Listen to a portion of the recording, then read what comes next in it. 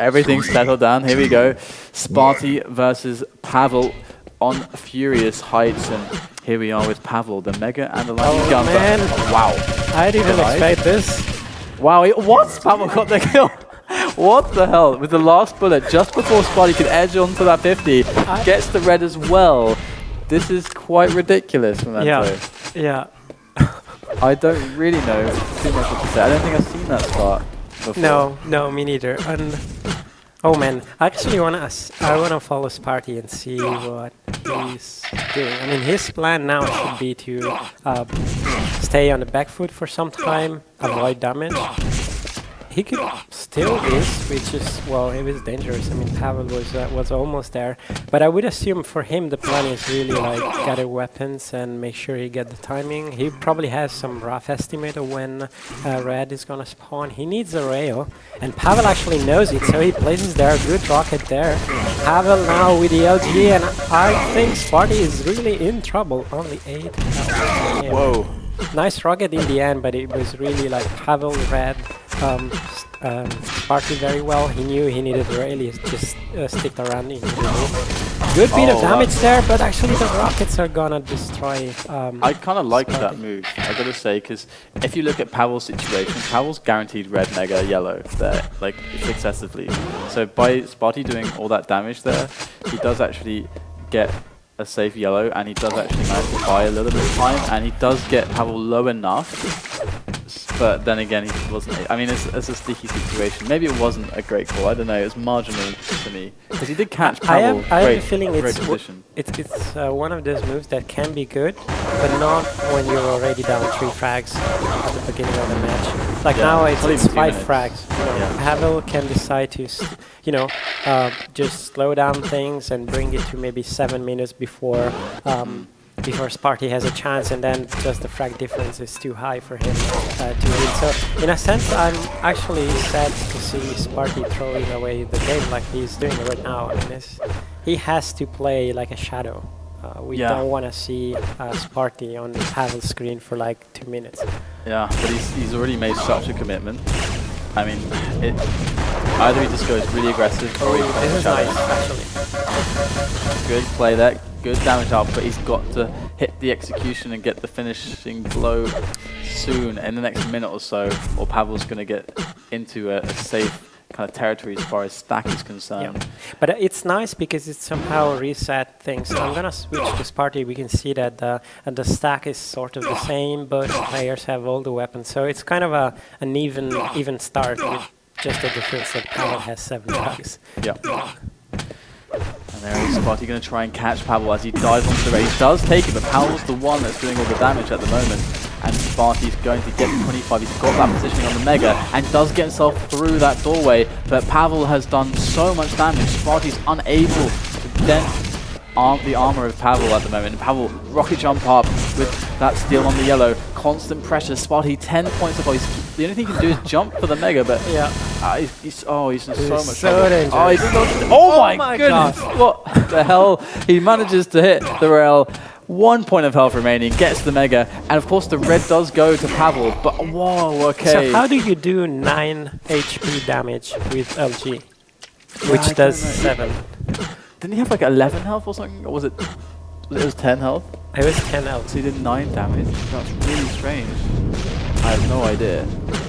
But that was really weird. And then Spart1e kind of threw his life away. Like he had no right to actually come out with a frag in that situation, let alone live. Yeah. And get the mega. So, yeah, interesting. We'll see if he can. I mean, he's got a lot of time, 6 minutes left. Let's see if he can remedy this somehow.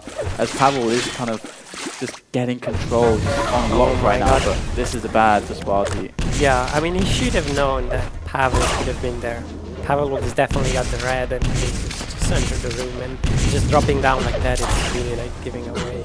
But I think in the damage, actually, Spart1e did something nicely there. Yeah. So let's see, I'm gonna switch to Spart1e. He's just waiting for this red, and wow, so much damage.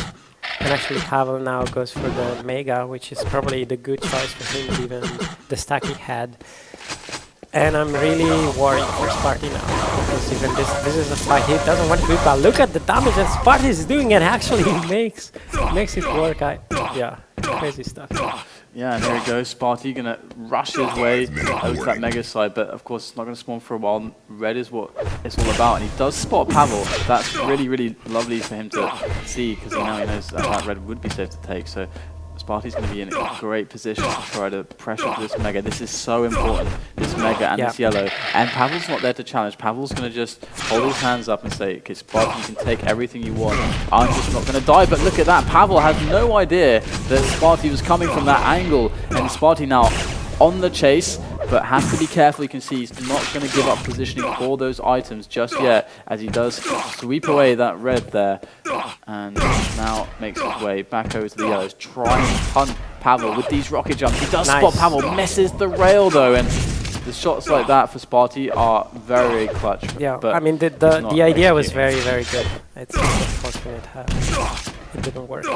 So he should have time, and actually I'm gonna switch to Pavel. Pavel was positioned nicely. He knew that both major items were up, and he just went for the one that Spart1e wasn't guarding. So I think for Pavel the equation is very simple. He just wants to kill the clock a bit and take any opportunity that Spart1e gives. Spart1e on the other hand really has to push. I mean, it's only 4 minutes, it has 7 frags to do. I mean, it's mathematically possible, but it probably requires like a clean kill and then a streak of like lucky spawns. Pavel is in position, and look at the damage he did. This could already, even if he dies here, this could be like the game deciding in the end, because like Spart1e, even after this mega, doesn't really have a stack. Whatever kill he gathers now is oh no. Look at those rockets. Yeah. Poor Spart1e. Yeah, I just don't see how Spart1e can get back to the game now. And definitely Pavel just completely destroyed Spart1e's chances at any kind of momentum there. And he's 7 frags in the lead, 3 minutes left. Spart1e definitely recomposed himself after that start, and it didn't really seem like he was giving away those frags in any kind of fit of rage or anything like that. It was more or less just these aggressive risks that Spart1e decided to take, and that's fine to do that in games sometimes. That can be a way to get ahead, to do unpredictable things. But Pavel now has his back against the wall a little bit, but he realizes, wait, my stack is much better than yours. Spart1e is going to keep the pressure on though, and Pavel doesn't really like his positioning in the fight, so he's just going to scoot on over to that red armor through that jump pad LG area and reposition himself, and that's a great move to go for. Pavel doesn't have to be hasty here. Spart1e comes to him, onto the red. Pavel with the defensive rockets, but Spart1e executes and grabs that frag on Pavel. Now with the mega pickup, it's all about this for Spart1e. He's got 2 minutes, 6 frags, picked up the mega, and this could be it for him. Okay, I'm gonna switch to Pavel, just because his role is the one of like escaping. He doesn't want to get caught. It's he's just positioning himself very well. He can hear the opponent. He has many escape options. He can hit a rail to slow him down and then move to a better side of the map. This could actually be dangerous, and in fact Spart1e is dropping one. Look at the damage he did, and Spart1e is surviving with only 50 points overall. Luckily for him now there is a bit of moment to get to the major items, but actually this is probably time that Pavel is gonna use to grab weapons. And look at that.